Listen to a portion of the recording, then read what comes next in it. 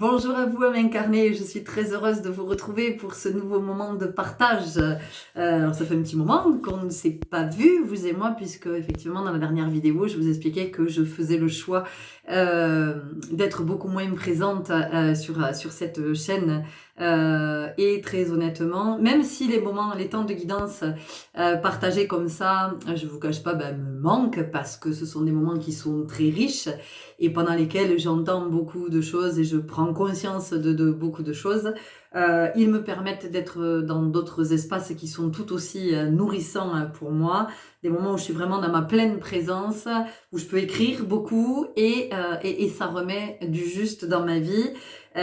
Donc c'était vraiment une décision de cœur et que je ne regrette pas. Alors je remercie celles et ceux qui m'envoyaient des petits messages en off pour dire oh là là, ça va me manquer tes guidances, ça va ouais, mais c'est comment vous allez voir aussi du côté de votre propre guidance et de comment vous pouvez vous faire confiance aussi, avoir foi en vous et foi en la vie à cheminer.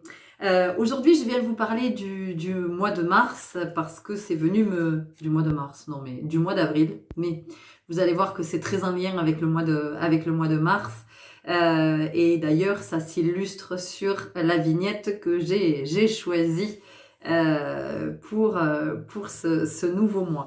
Je suis dans cet élan parce que ça me pousse depuis ce matin à venir vous partager ce que je sens, ce qui m'est montré, ce que je connecte, et puis de ce que je sens aussi dans mon corps depuis quelques jours déjà.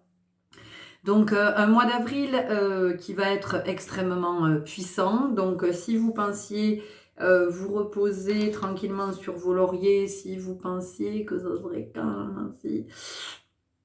Bon, je suis pas très sûre. Mais en même temps, nous n'allons pas tous vivre, hein, voilà, nous n'allons pas tous vivre les mêmes expériences, nous n'allons pas tous recevoir les mêmes initiations. En tout cas, pour ma part, dans le corps, depuis quelque temps, des douleurs dans la structure, donc des douleurs osseuses, beaucoup de pression intracrânienne, voilà, avec une barre ici, par moment ici, donc on voit bien combien notre troisième œil peut être sollicité, combien le chakra couronne demande à s'ouvrir encore plus, vraiment il demande à éclore, fait qu'on puisse recevoir ce qui descend dans la matière.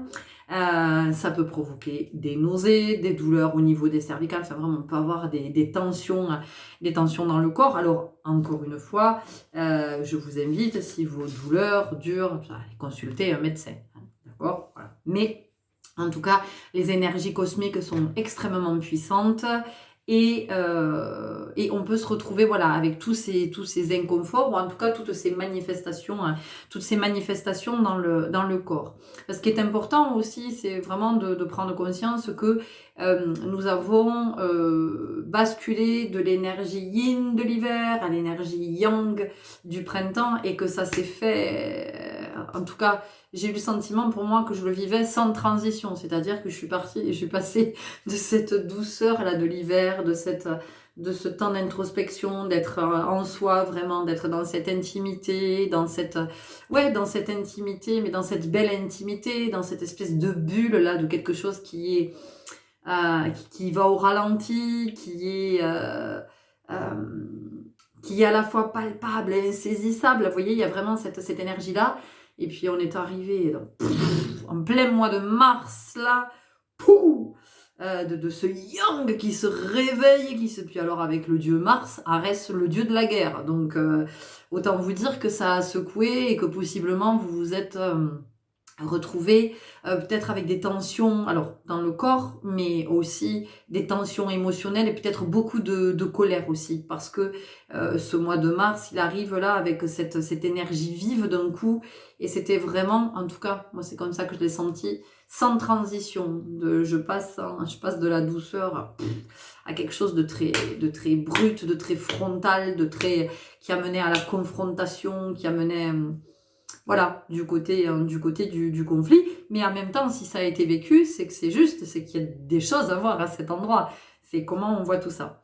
Et vous allez voir donc que ce mois de mars n'est pas sans rapport avec le mois d'avril, puisque je suis allée faire des recherches et que en fait j'ai découvert que le mois d'avril s'appelle comme ça en référence à la déesse Aphrodite. Alors vous allez dire avril, Aphrodite, c'est quoi le lien?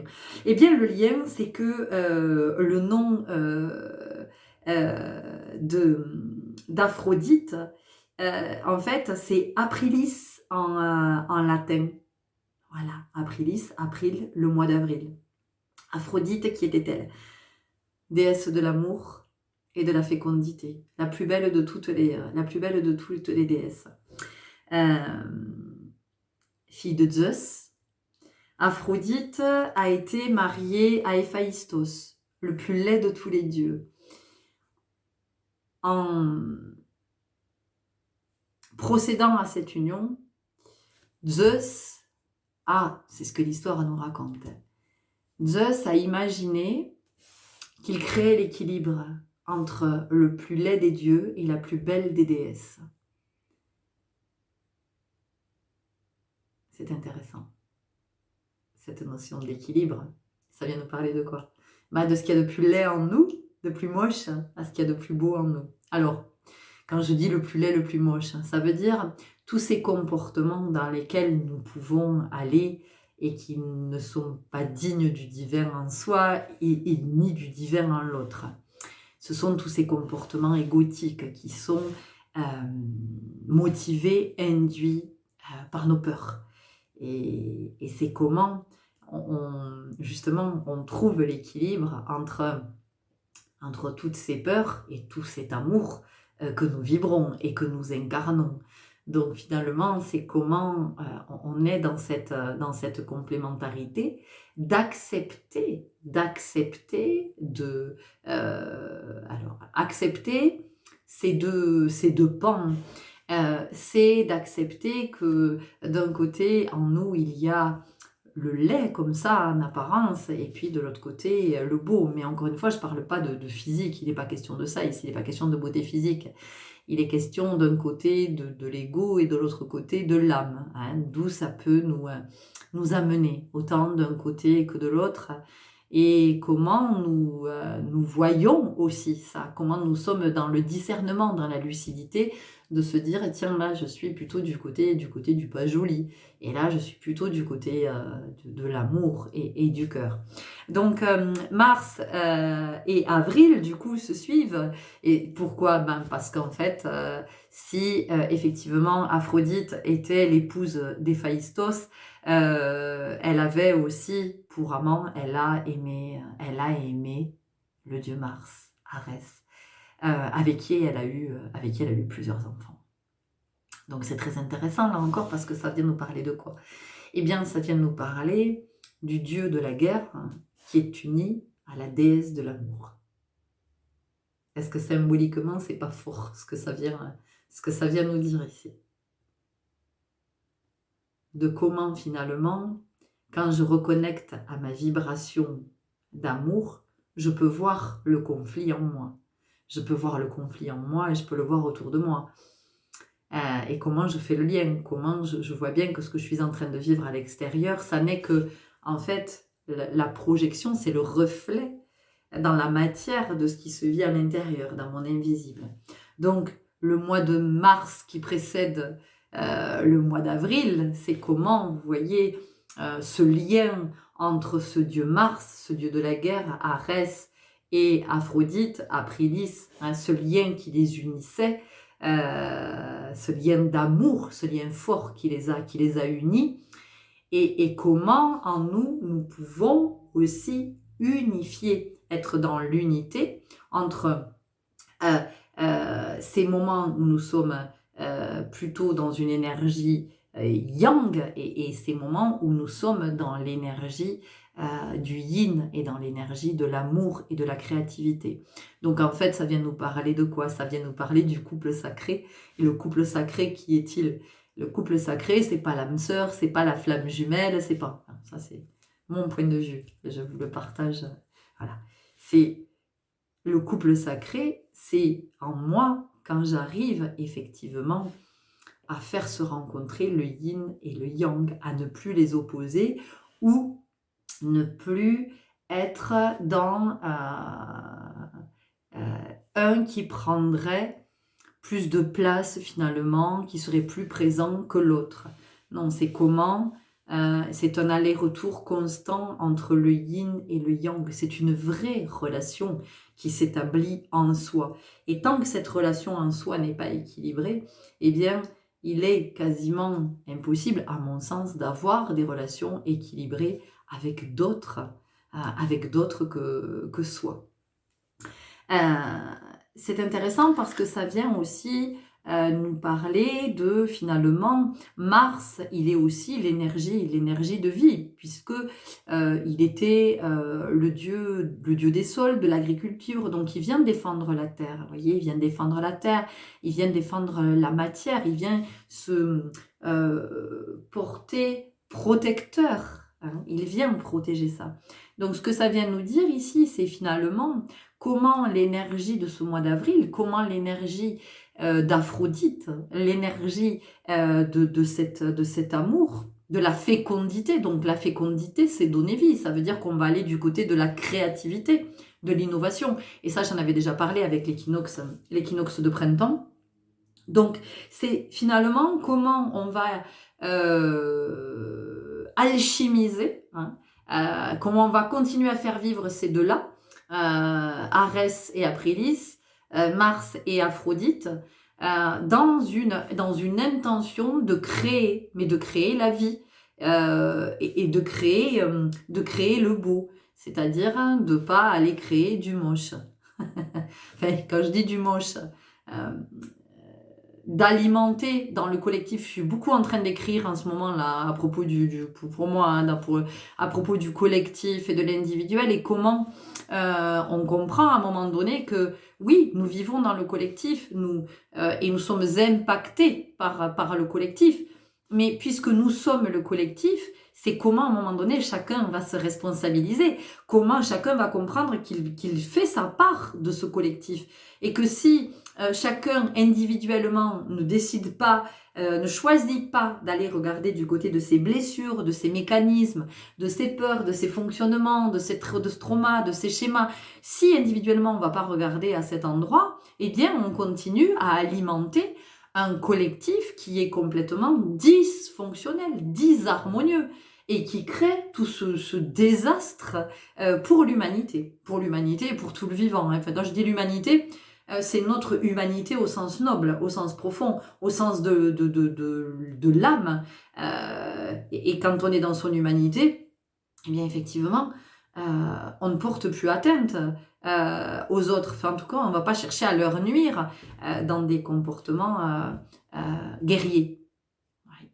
Donc ici, finalement, ça vient nous parler de quoi? Ça vient nous parler du guerrier pacifique.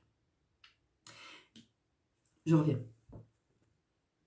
Alors, voilà, en fait, c'est parce que j'ai été invitée à vous attraper ce livre, à lire ou relire, hein, voilà. Peut-être dans ces énergies si ça vous appelle, dans ces énergies d'avril là, qui suit le mois de mars. Voilà, c'était le petit aparté.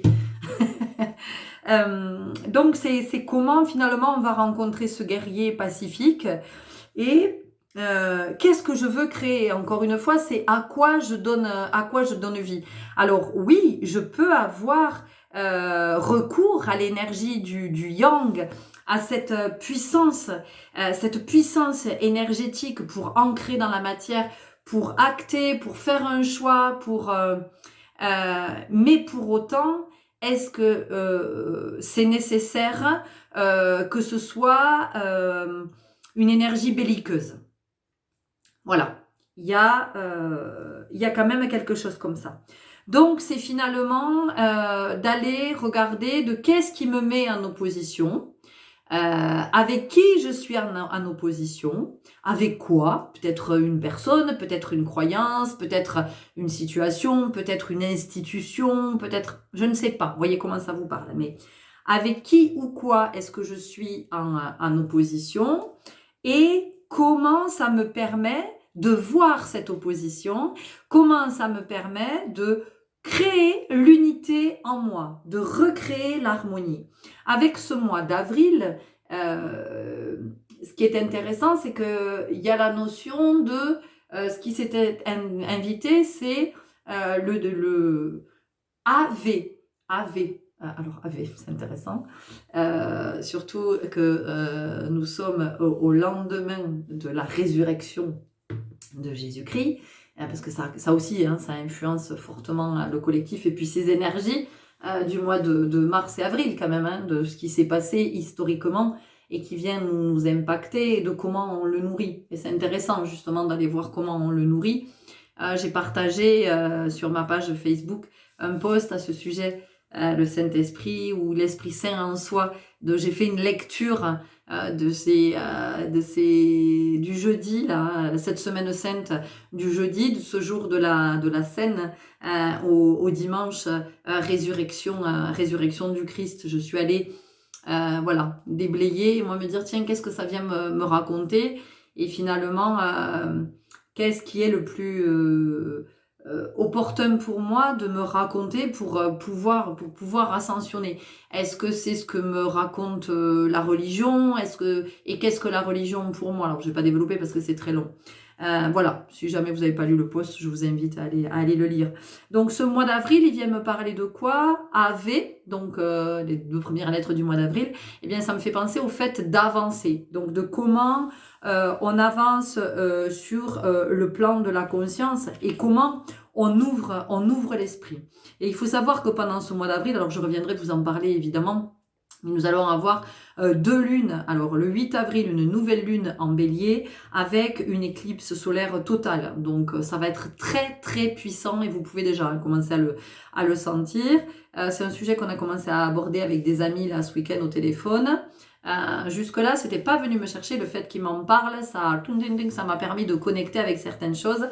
Bon, vous allez voir que donc ça va être moi qui va être très très remuant en termes d'introspection, de comment ça nous mène plutôt du côté du divin ou plutôt du côté de l'ego et et vraiment d'être dans l'observation finalement, quoi que l'on fasse, que l'on dise ou quelle que soit notre posture, c'est d'être dans cette conscience de ok, où est-ce que ça m'a mené?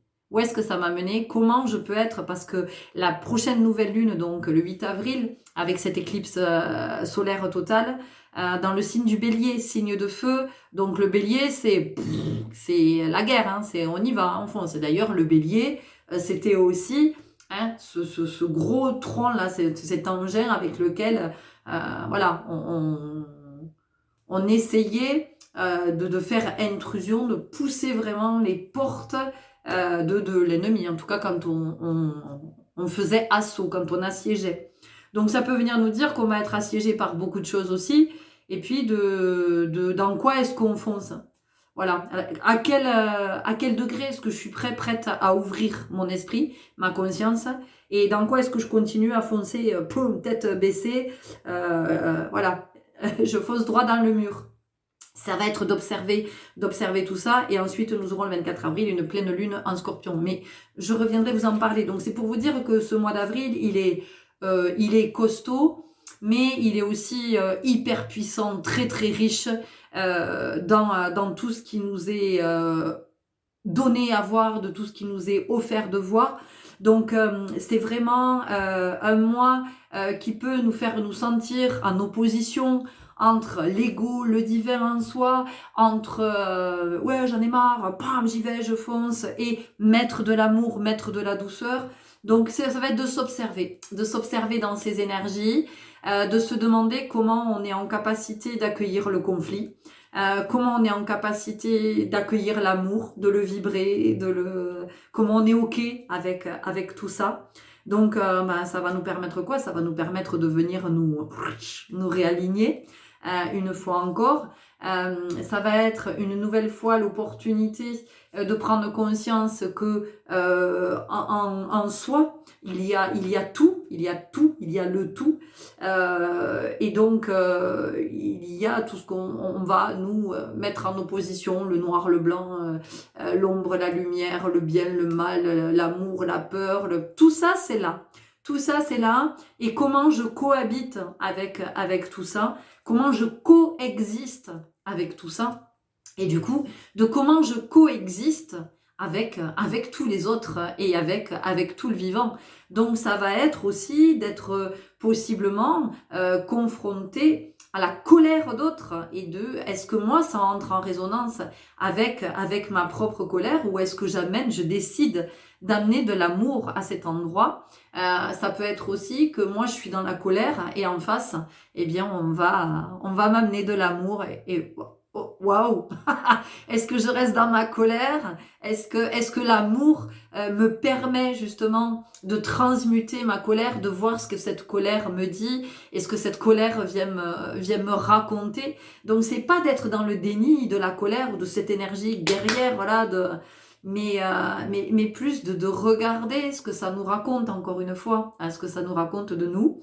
Donc de belles énergies pour ce mois d'avril. Un mois fort, un mois qui peut amener du côté des prises de décision. Et par quoi sont impulsées mes prises de décision? Est-ce que c'est mon ego qui est dans la prise de décision? Ou est-ce que c'est le cœur? Et c'est cette alchimie, finalement.